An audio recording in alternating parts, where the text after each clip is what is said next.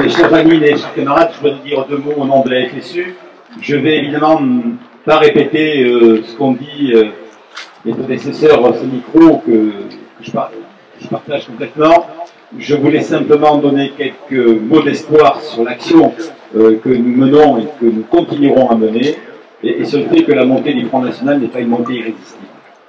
Elle n'est pas une montée irrésistible. Je prendrai pour exemple la façon dont certains milieux professionnels réagissent. Je pense au milieu enseignant, où récemment des enquêtes d'opinion montraient comment ce parti restait extrêmement minoritaire dans ce milieu professionnel-là, qui est un milieu important en France, important numériquement, important parce qu'il forme les jeunes, important parce qu'il est structuré par des valeurs d'égalité sociale, des valeurs républicaines, et que la structuration politique de ce milieu professionnel-là est un facteur de résistance essentiel.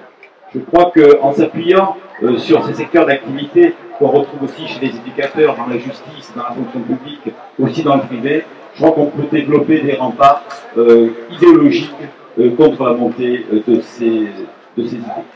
Au niveau de la FSU, nous sentons bien que l'action antifasciste est à un tournant, et que ce que nous avons fait dans les années 90 n'est pas reproductible en 2015, et qu'il faut réinventer une action à l'aune de ce qui se passe aujourd'hui et à l'aune de la montée de ces idées-là dans le pays. Il me semble que sur le plan syndical, il faut que nous fassions le lien entre l'activité syndicale quotidienne, la défense des personnels, la défense des valeurs et l'action antifasciste.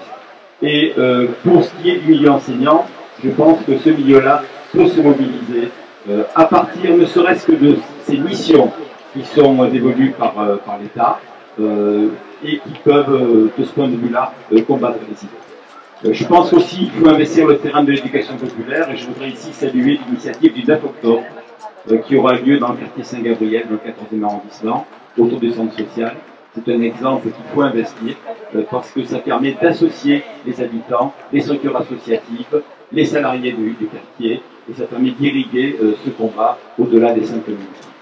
Et pour terminer, il me semble que la question de fond, c'est effectivement la question de l'orientation politique de ce pays, et le désespoir, l'absence de perspective pousse un certain nombre de salariés dans les bras de ce parti qui ne développe que des impasses, mais en tout cas qui peut être quelque part attractif. Il est urgent que les politiques d'austérité soient remisées et que ce gouvernement donne de l'espoir aux salariés, aux chômeurs, aux jeunes, aux retraités, sur une série de mesures simples, à savoir l'augmentation du pouvoir d'achat, la lutte pour l'emploi public et l'emploi privé, la lutte pour les valeurs républicaines.